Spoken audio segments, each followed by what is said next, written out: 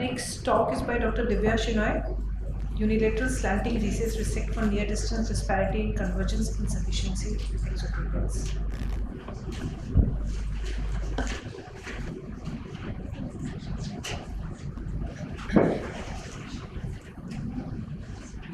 Good afternoon, everybody. So my topic is that I'm going to present about the unilateral slanting recess reset for convergence insufficiency exotropia and the results on the near distance disparity. The study was done in Urban Eye Hospital, Madurai. So according to Kushner's classification, true convergence insufficiency exotropia is a near deviation more than distance deviation by 10 PD after a post-patch test. Usually the convergence insufficiency is managed with orthoptic exercises, but for a larger deviation we have to go for a surgical management.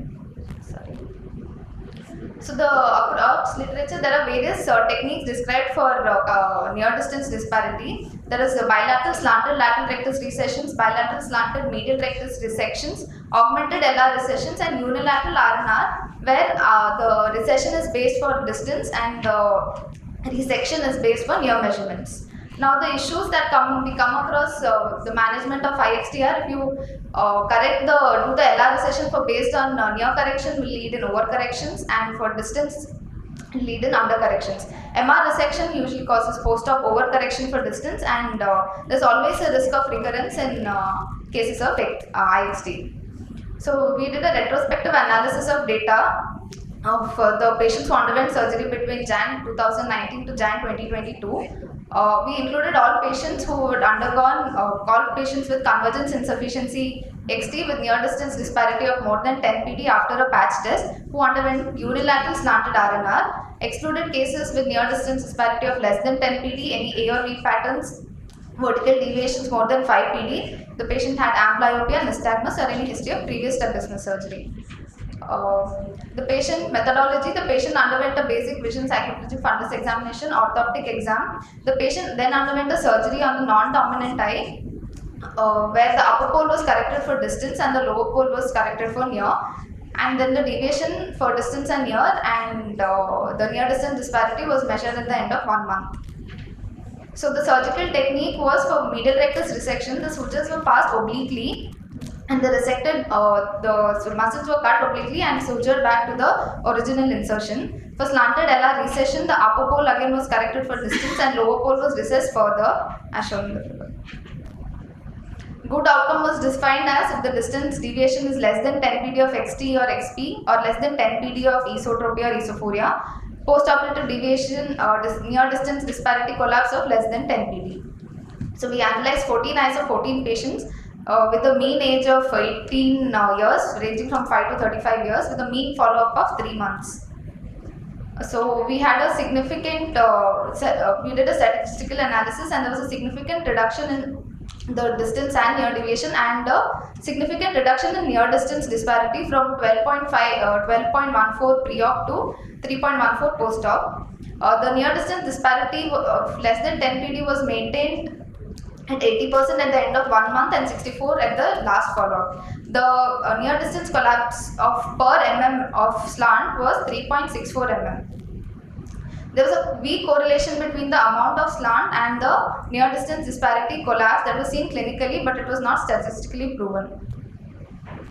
So the of late we have come across the compartmentalization of extraocular muscle based on which the principle is based. So the compartmentalization is seen maximum for lateral rectus and medial rectus.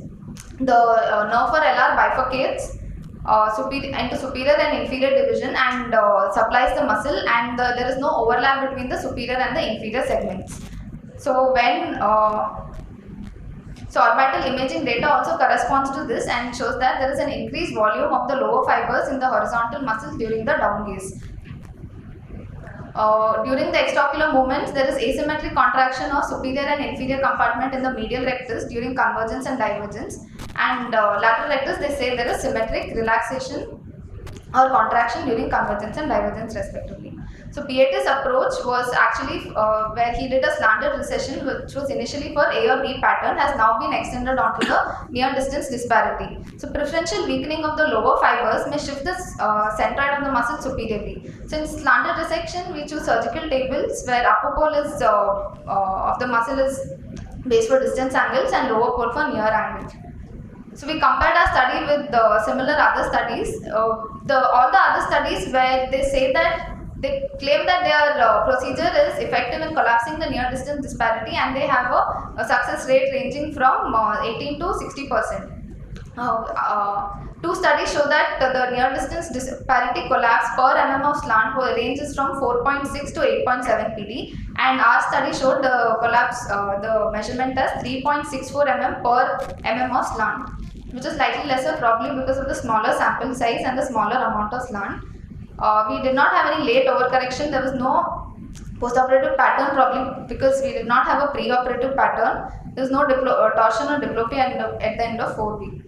So limitations to our study, it was a small sample size, shorter follow-up duration. We did not have a control group to compare the procedure with the bilateral medial rectus resection or any of the bilateral slanted LR recessions. AC by measurement was not checked in all patients, could be the cause of poor outcome or recurrence in some of the patients. So to conclude, we present the initial results of unilateral slanted RNR, which is safe and reproducible in collapsing the near distance disparity, and obviously we need a larger study and further larger amount of slant to compare it with the other studies. Thank you, Dr. Divya. I have a query. Actually, you have mentioned that your mean follow-up period was 3 months. In the paper, it is given 4 here, given 3 here, and the range is 1 to 6 months. 1 to 6 months. So, how many patients had just 1 month of visitation? All patients have 1 month. We get them for follow-up at end of 1 month, but we lost around 5 patients to follow-up at the end of 6 months. So they did not turn up. Lost around 5 patients out of 14 at the end of 6 months. And that means you are giving the results of around 9 patients, yes, for 6 months. For 6 months. Now, considering that it's exotropias and you're recurrences, the post-operative results, that I think duration is better. Yes, ma'am. We need to follow up. These patients frequently don't turn up for follow-up, so we lost the patient.